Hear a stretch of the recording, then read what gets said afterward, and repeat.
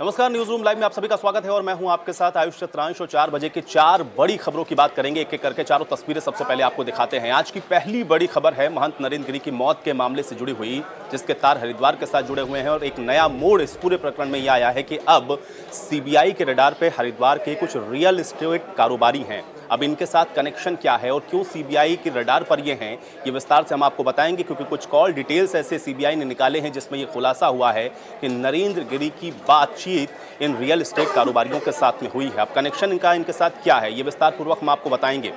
दूसरी बड़ी खबर जो आप स्क्रीन पर देख रहे हैं वो एआईएमआईएम चीफ असदुद्दीन ओवैसी से जुड़ी हुई है। दरअसल प्रयागराज पहुंचे थे असदुद्दीन ओवैसी, जहां पर उनका विरोध किया गया। ये विरोध असदुद्दीन ओवैसी का क्यों हुआ है और क्यों उनको इस विरोध का सामना करना पड़ा है, ये जानकारी भी हम आप तक पहुंचाएंगे। तीसरी खबर आप देख रहे हैं, मंत्री के बेटे की दबंगई देखने को मिली है। दरअसल मत्स्य विभाग में मंत्री के बेटे की यह दबंगई है। एक कार्यक्रम में पहुंचे थे जहां पर उनकी फोटो नहीं होने के चलते वो नाराज हुए, जमकर उन्होंने इस कार्यक्रम के अंदर हंगामा किया। लेकिन ये हंगामा क्यों बरपा है, ये भी विस्तार पूर्वक हम आपको बताएंगे। और अब कानपुर में भी आपको बता दें कि खुफिया एजेंसियां अलर्ट पर हैं, क्योंकि यहाँ पर भी जो कुछ तार हैं वो जुड़ते हुए नजर आ रहे हैं। और कानपुर में खुफिया एजेंसियों की इस अलर्टनेस के पीछे क्या है, क्यों खुफिया एजेंसियां कानपुर के अंदर अलर्ट हो रही हैं, ये खबर भी हम आपको विस्तारपूर्वक आज बताएंगे। तो ये चारों ही बड़ी खबरें हैं और इनको आप देख रहे हैं। और पहली बड़ी खबर के साथ आज के इस न्यूज रूम लाइव की शुरुआत करते हैं। दरअसल नरेंद्र गिरी की मौत के मामले में अब सीबीआई की तरफ से एक बड़ा खुलासा किया जा रहा है और इस पूरे प्रकरण में अब एक नया मोड़ सामने आ गया है, क्योंकि हरिद्वार के कुछ रियल एस्टेट कारोबारी अब रडार पर हैं सीबीआई के, जिनसे पूछताछ सीबीआई कर रही है।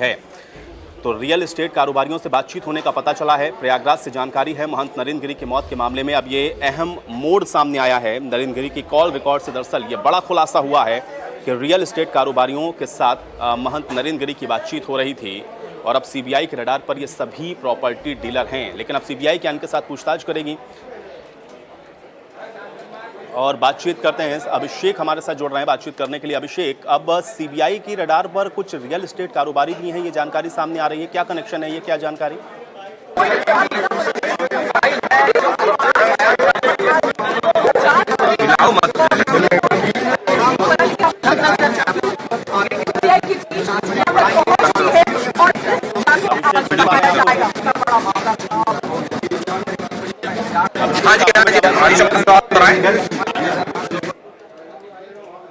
मिल रही है। अभिषेक, अभी क्या वहां पर अपडेट है आपके पास? कुछ गहमा गहमी भी मैं देख पा रहा हूं, अपडेट करें। जी जी आयुष, मैं आपको तरीके से बताना चाहूंगा कि यहाँ पर सीबीआई की जो है एंट्री हो चुकी है और बागमरी मठ में जो सीबीआई के जो आलाधिकारी हैं वो अपनी जांच टीम के साथ यहाँ पर पहुंच चुके हैं और अंदर दाखिल हो चुके हैं। और सीधे तौर पर जो है अब जांच की जो कार्रवाई है, आगे की जो उसकी कार्रवाई वो प्रगति पर है। और यहाँ पर सीधे एंट्री यहाँ पर मीडिया को जाने की मनाही हो चुकी है, लेकिन जो सारा यहाँ पर मीडिया का पूरा खेमा जो यहाँ मौजूद है और आप लोग ढंग से अंदर जो किसी को भी जाने की मनाही है। और अगर मैं कोशिश करूंगा आगे चलकर कुछ और आने की दिखाना चाहूंगा तो यहाँ पर सीधे सीबीआई का लंबे समय से यहाँ इंतजार था और सीबीआई जो है आई है यहाँ पर मीडिया ने बात करने की कोशिश की, लेकिन अभी तक कोई बात नहीं हुई यहाँ पर अधिकारियों की। और ऐसे में है कि अब यहाँ पर सीबीआई के बाद जो इंचार्ज ले लिया है सीबीआई ने पूरे केस का अपने अंडर में ले लिया है, तो किस तरह से इस पूरे आगे के जो मामले हैं जो देख सकते हैं, क्योंकि ये जो पीछे का हिस्सा है यहीं पर वो जो है बागमरी के जो महंत हैं नरेंद्र गिरी, उनका जो शव है भी मिला था कमरे में। तो ऐसे में इस मठ के परिसर में अब जो है सीबीआई दाखिल हुई है और जांच की जो पूरी कार्रवाई है उसको लेते हुए आगे की तफ्तीश कर रही है। यहाँ पर लगातार जो है यहाँ पर देखा जाए तो पुलिस के प्रशासन के जो लोग हैं वो अंदर जाना किसी को भी प्रवेश वर्जित कर रखा है। अभी जो है तत्काल तौर पर जो है अंदर जो है सीबीआई की एंट्री हुई है आयुष, और इसको लेकर आगे की जांच प्रक्रिया चल रही है। आयुष,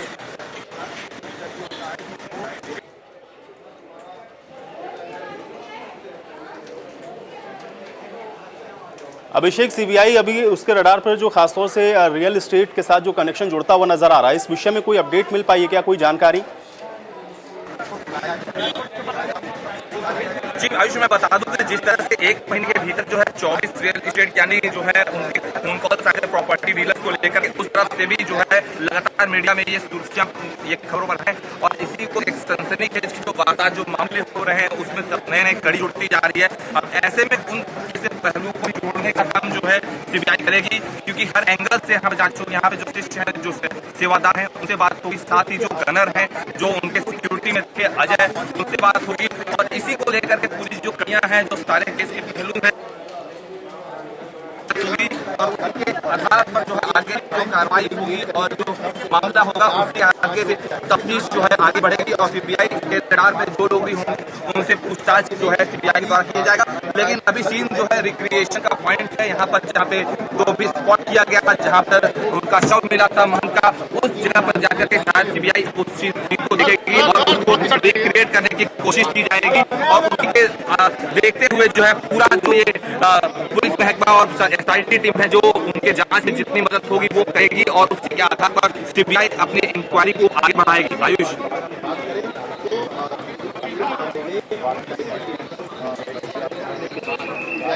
बिल्कुल अभिषेक, एक बार तस्वीरें फिर से दिखाएं और वहां पर इस समय जो हलचल है उसको थोड़ा सा और विस्तार पूर्वक समझाएं और साथ ही साथ ये भी बताएं कि जो कॉल डिटेल्स है उसके अंदर से क्या निकल कर सामने आया, क्या कोई बातचीत आपकी हो पाई है, कोई जानकारी अगर इस विषय में और निकली हो।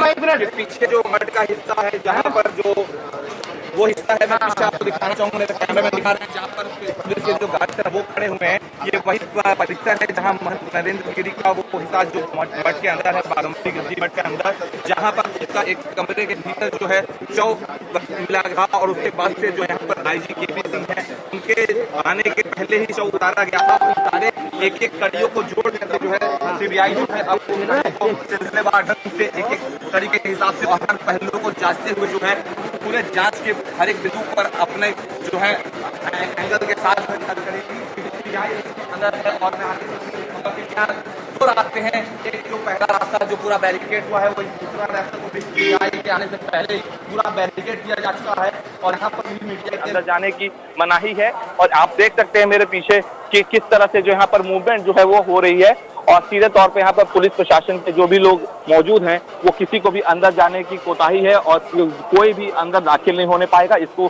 खास इंतजाम जो है पुलिस को किया गया है और पीछे के बैकग्राउंड के हिस्से में आप देख सकते हैं कि सीबीआई जो है मठ और समाधि के हिस्से पे पहुंचे हुए हैं। पीछे आप देख सकते हो किस तरह से कि वो समाधि का हिस्सा बना हुआ है, वहां पर यहाँ पर जो है पूरी जो सीबीआई की टीम है, जो जांच टीम है वो यहाँ पहुंची हुई है और वो जो है अपनी नजर बनाए हुए है कि किस तरह से यहाँ पर जो मठ में जो लोग थे, जो यहाँ पर साधु संत और जो उनके शिष्य हैं और जो सेवादार हैं वो कहाँ रहते हैं, हर एक चीज को नजर बनाइए। आप एक तस्वीरों को और खास मैं दिखाना चाहूंगा कि किस तरह से सीबीआई के आने से पहले आप देख सकते हैं कि मठ के ऊपर जो बिल्डिंग है उस पर भी जो देखिए पुलिस के जो जवान है वो पहले से ही मुस्तैद हैं, वो भी नजर बनाए हुए हैं। तो हर तरफ की जो है नजर बनाई रखी गई है। सीबीआई की एंट्री जो है हालांकि 2-3 दिनों के इंतजार के लंबे समय के बाद हुआ है, लेकिन इस पूरी कड़ी को जोड़ने के जो मुख्य बिंदु है वो कहीं ना कहीं सीबीआई जांच है, क्योंकि लगातार साधु संत समाज के तरफ से जो है सीबीआई जांच की मांग उठाई जा रही थी और उसी को देखते हुए आज यहाँ पर सीबीआई जो है अब सीधे बागम्बरी गद्दी मठ में पहुंची है और वो सीधे कोशिश उसकी यही है कि यहाँ से जितना भी एविडेंस है वो पुलिस के जरिए जो पुलिस ने उन्हें मुहैया कराया है, जो डॉक्यूमेंट मुहैया करा उसको कलेक्ट किया जाए। अब ये देखने की बात होती है कि अंदर जांच के बाद कितने देर तक वो अंदर जांच करती है सीबीआई टीम, क्या इंक्वायरी करती है, किससे पूछताछ करती है, किन बिंदुओं को वो अहम मानते हुए उसको सुराग मानते हुए उस पर काम करती है। क्योंकि फिलहाल वो समाधि स्थल पर गई है, क्या समाधि स्थल पर से उनके शव को निकाले जाने की भी कोई ऐसी प्रक्रिया की जा सकती है, उस पर भी विचार होगा। और ऐसे में आप बाहर आकर के जब आईजी जो सीबीआई के हैं वो आके मीडिया से क्या बात करते हैं या नहीं करते हैं वो देखने का बिंदु होता है। आयुष,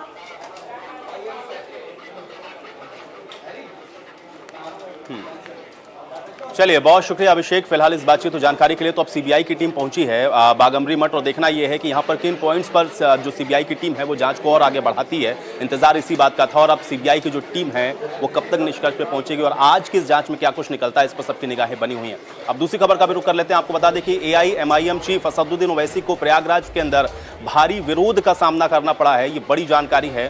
पहुंचे थे प्रयागराज असदुद्दीन ओवैसी जहां पर उनका विरोध हुआ है। तस्वीरें आप देख रहे हैं। राष्ट्रीय हिंदू संगठन के कार्यकर्ताओं ने यह विरोध किया है और शास्त्री ब्रिज पर असदुद्दीन ओवैसी के काफिले को रोका गया। राष्ट्रीय हिंदू संगठन के कार्यकर्ता इसको लेकर धरने पर बैठ गए और फिर पुलिस ने कार्यकर्ताओं पर लाठीचार्ज भी किया है।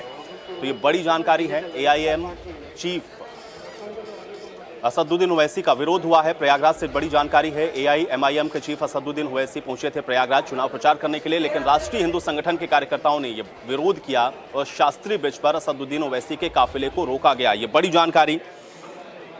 पुलिस ने हालांकि फिर कार्यकर्ताओं पे लाठीचार्ज भी किया। तो इस वक्त की बड़ी खबर आप तक पहुंचा रहे हैं असदुद्दीन ओवैसी। देखिए तस्वीरों में भी आप देख सकते हैं किस तरीके से विरोध हुआ है और राष्ट्रीय हिंदू संगठन के कार्यकर्ता हैं जो कि विरोध करने के लिए पहुंचे हैं शास्त्री ब्रिज पर। जैसे ही काफिला पहुंचता है असदुद्दीन ओवैसी का, उसके बाद विरोध शुरू हो जाता है। आप देखें किस तरीके से कार्यकर्ता विरोध करते हुए नजर आए, हाथों में झंडा लिए हुए। राष्ट्रीय हिंदू संगठन के कार्यकर्ताओं के द्वारा असदुद्दीन ओवैसी का विरोध किया गया है। तो AIMIM चीफ असदुद्दीन ओवैसी लगातार आपको बता दें कि उत्तर प्रदेश में अब इस समय सक्रिय नजर आ रहे हैं, दौरे भी कर रहे हैं। भागीदारी संकल्प मोर्चा के साथ मिलकर के चुनाव लड़ने का ऐलान भी कर चुके हैं और उसी के तहत लगातार इन सभी इलाकों में जाकर के असदुद्दीन ओवैसी के द्वारा चुनाव प्रचार किया जा रहा है और अपने पक्ष में वोट की अपील भी कर रहे हैं असदुद्दीन ओवैसी। माहौल पूरा असदुद्दीन ओवैसी बनाने की कोशिश कर रहे हैं, लेकिन विरोध का सामना, इससे पहले आपको याद हो अयोध्या भी पहुंचे थे असदुद्दीन ओवैसी और अब प्रयागराज पहुंचे असदुद्दीन ओवैसी। लेकिन शास्त्री ब्रिज पर जैसे ही असदुद्दीन ओवैसी का ये काफिला पहुंचता है, राष्ट्रीय हिंदू संगठन के कार्यकर्ता विरोध करते हैं, धरने पर बैठ जाते हैं और स्थितियां ज़्यादा बिगड़ती हैं तो फिर पुलिस को यहां पर कार्यकर्ताओं पे लाठीचार्ज भी करना पड़ा है। तो शास्त्री ब्रिज की ये तस्वीरें आपकी स्क्रीन पर हैं। असदुद्दीन ओवैसी के काफिले को रोका गया और ये विरोध की तस्वीरें आप देख रहे हैं। और बातचीत करेंगे, संदीप हमारे साथ जुड़ रहे हैं जानकारी के साथ। संदीप, असदुद्दीन ओवैसी के काफिले का विरोध आज शास्त्री ब्रिज पर हुआ है, क्या जानकारी और क्यों ये विरोध किया गया?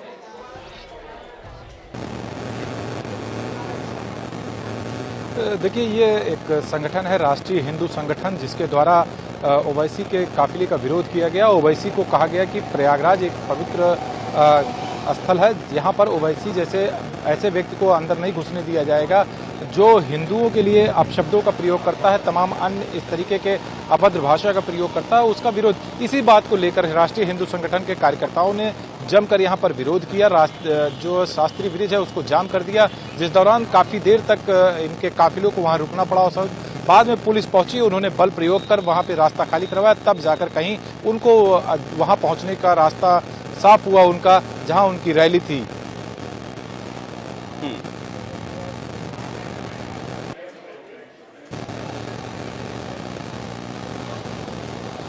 बिल्कुल, लेकिन संदीप जो ये विरोध हुआ उसके बाद क्या असदुद्दीन ओवैसी की तरफ से इस पर कोई रिएक्शन आया क्या, या असदुद्दीन ओवैसी का क्या कुछ कहना है? क्योंकि विरोध का सामना उनको करना पड़ा है और वो विरोधी बयान देते हैं, ऐसा कहते हुए हिंदू संगठन के कार्यकर्ता आज विरोध करते हुए दिखे हुए हैं। क्या कोई रिएक्शन असदुद्दीन ओवैसी का?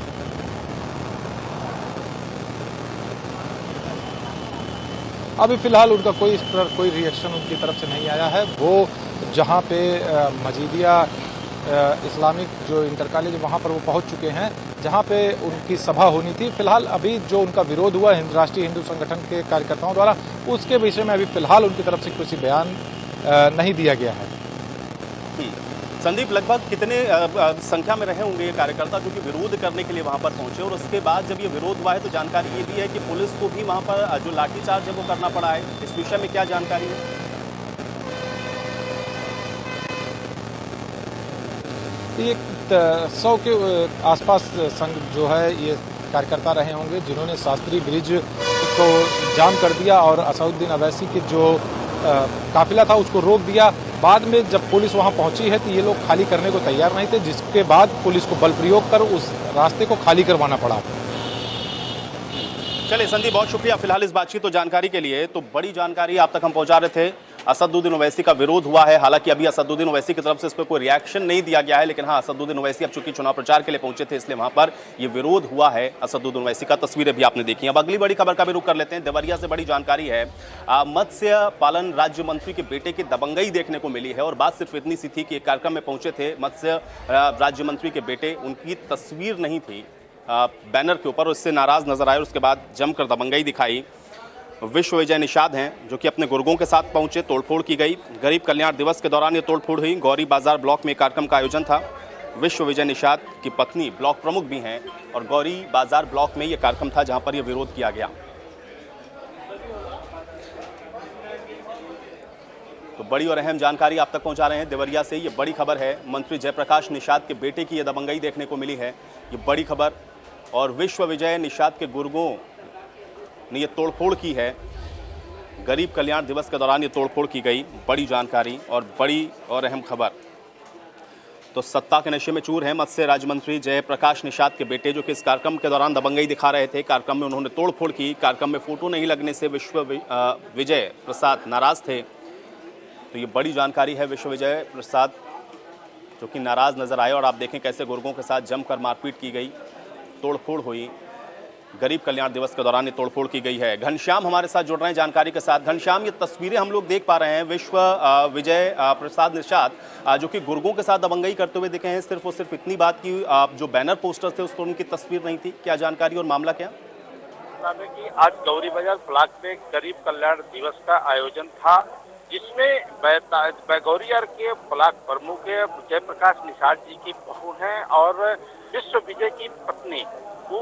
आज उनके बैनर पर जो कार्यक्रम था, उस कार्यक्रम पर प्रमुख का फोटो न रहने के कारण नाराज विश्व विजय जो उनके मंत्री जी के लड़के हैं वो गए और पीडीओ से उन्होंने कहा कि आखिर प्रमुख का फोटो क्यों लगा।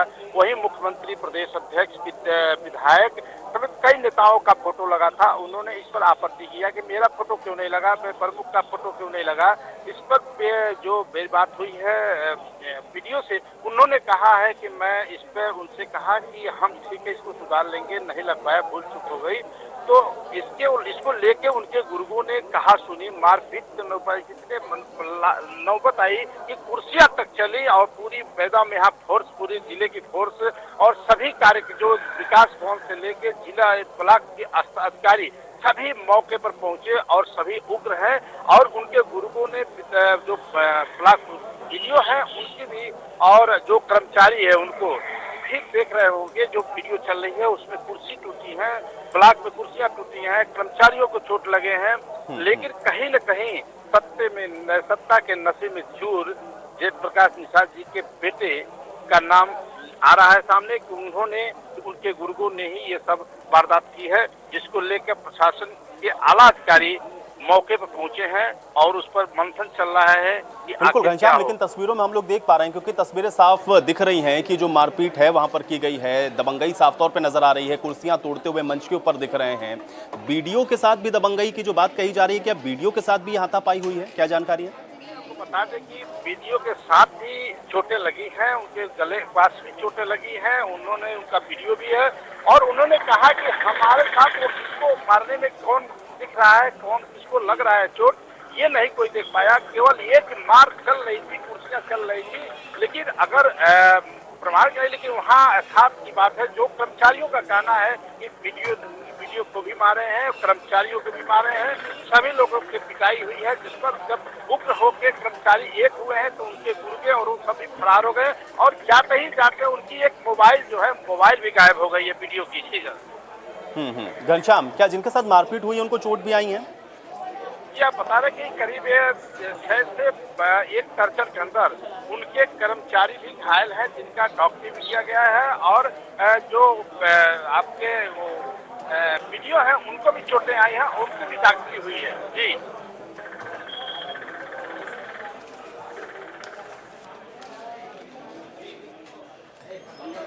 चलिए घनश्याम, बहुत शुक्रिया फिलहाल इस बातचीत और जानकारी के लिए। और इसी के साथ एक बड़ी जानकारी प्रतापगढ़ से मिल रही है। इस वक्त की बड़ी और अहम खबर, गरीब कल्याण योजना के कार्यक्रम में हाथापाई की जानकारी सामने आई है। तो बड़ी और अहम खबर प्रयागराज से आप तक पहुंचा रहे हैं। कांग्रेस और बीजेपी के समर्थक आपस में भिड़ गए। प्रमोद तिवारी और संगम लाल गुप्ता के समर्थकों के बीच मारपीट हुई है। सांगीपुर ब्लॉक के सभागार में कार्यक्रम का आयोजन था और वायरल वीडियो में सुरक्षा कर्मी सांसद संगम लाल गुप्ता को बचाते हुए दिखे हैं।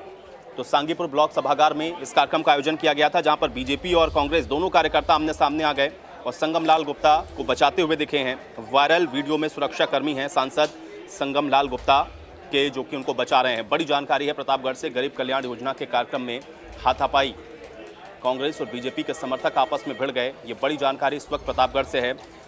प्रमोद तिवारी और संगम लाल गुप्ता दोनों के समर्थक आमने सामने आ गए, मारपीट शुरू हो गई। सांगीपुर ब्लॉक सभागार में इस कार्यक्रम का आयोजन किया गया था, जहां पर यह मारपीट हुई और वायरल वीडियो जो हो रहा है उसमें सुरक्षा कर्मी सांसद संगम लाल गुप्ता को बचाते हुए भी दिखे हैं। बड़ी और अहम जानकारी।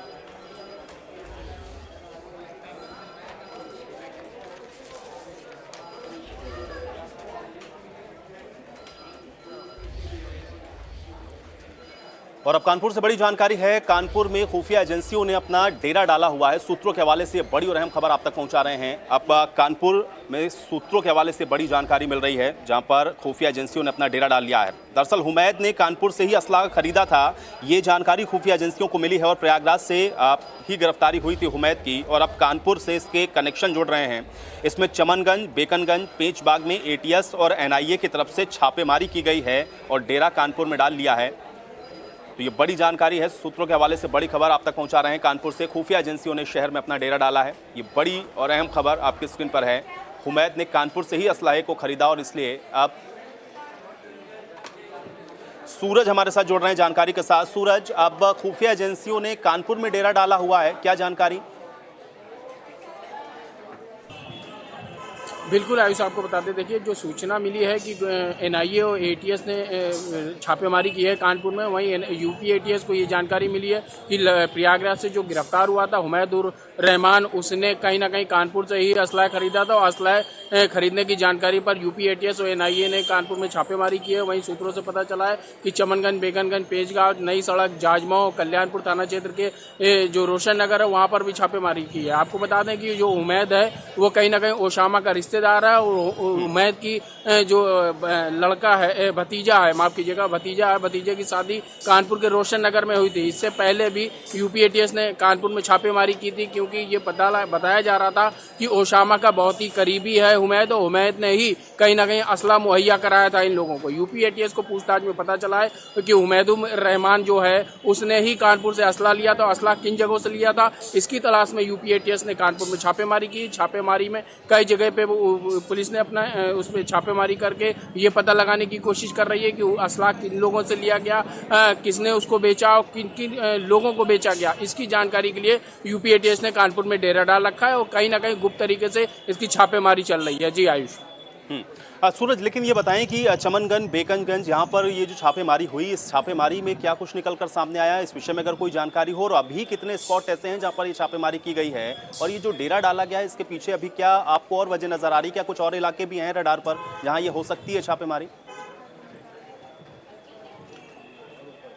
देखिए आयुष, आपको बता दें, इससे पहले भी जब लखनऊ में 5 आतंकी पकड़े गए थे तो कानपुर का कनेक्शन लगातार सामने निकल करके आ रहा था, जहां पर यही बात निकल करके आई थी चमनगंज, बेकनगंज, पेंचबाग, नई सड़क और जाजमऊ। क्योंकि ये इलाके इतने संदिग्ध हैं, यहाँ पर इतनी घनी आबादी रहती है, यहाँ अगर कोई छुप भी जाता है तो पुलिस के लिए ढूंढना उसके लिए नामुमकिन होता है, क्योंकि वहीं आस पड़ोस वाले कुछ भी बोलने से कतराते हो या कहिए कि बताते नहीं हैं, तो पुलिस को भी इसको जानकारी करने में काफ़ी दिक्कतों का सामना करना पड़ता है। वहीं आतंकी गतिविधियों की बात करें तो कानपुर भी कहीं ना कहीं नाम निकल करके सामने आता रहा है कि हालांकि कोई या तो आतंकवादी यहाँ पर छुपने की बात हो या उसके सहयोगी जो साथ देने की बात हो, वहीं पर यूपी एटीएस इन सब पहलुओं पर जाँच कर रही है। वहीं पर यह पता लगाने की कोशिश की जा रही है कि हुमैद के जो रिश्तेदार कानपुर में रहते हैं, क्या उनके संपर्क में, उनके रिश्तेदारों के संपर्क में हुमैद कानपुर में कहीं ना कहीं लिंक पे छुपा हुआ था। क्योंकि ये भी बताया जा रहा है कि जो आतंकवादी पकड़े गए थे उन्होंने हुमैद के साथ कहीं ना कहीं कानपुर में रेकी की थी। रेकी करने के बाद कुछ फुटेज भी यूपी एटीएस को हाथ लगे हैं, जो सूत्र बता रहे हैं उनके आधार पे भी यूपी एटीएस जांच कर रही थी। और कहीं ना कहीं पूछताछ में ये पता चला है कि हुमैद ने ही कानपुर से असला खरीद करके उन आतंकवादियों को मुहैया कराया था, जिसको लेकर के यूपी एटीएस पहले भी छापेमारी कानपुर में कर चुकी है। और अब भी आपको बता दें, जो सूचना मिली है कि एनआईए के साथ यूपी एटीएस ने छापेमारी की, यूपी एटीएस ने अपना डेरा डाल दिया। एनआईए हालांकि ये सूचना मिल रही है कि वापस चली गई है। चलिए, बहुत शुक्रिया फिलहाल इस बातचीत और जानकारी के लिए। तो अब एटीएस और एनआईए दोनों अपनी कार्रवाई में लगी और देखना यह है कि अभी जो टारगेट निशाने पर है वहां से क्या कुछ निकलकर सामने आता है। और चलिए, इसी के साथ न्यूज रूम लाइव में मेरे साथ फिलहाल इतना ही, लेकिन आप बने रहिए इंडिया न्यूज उत्तर प्रदेश उत्तराखंड के साथ। नमस्कार।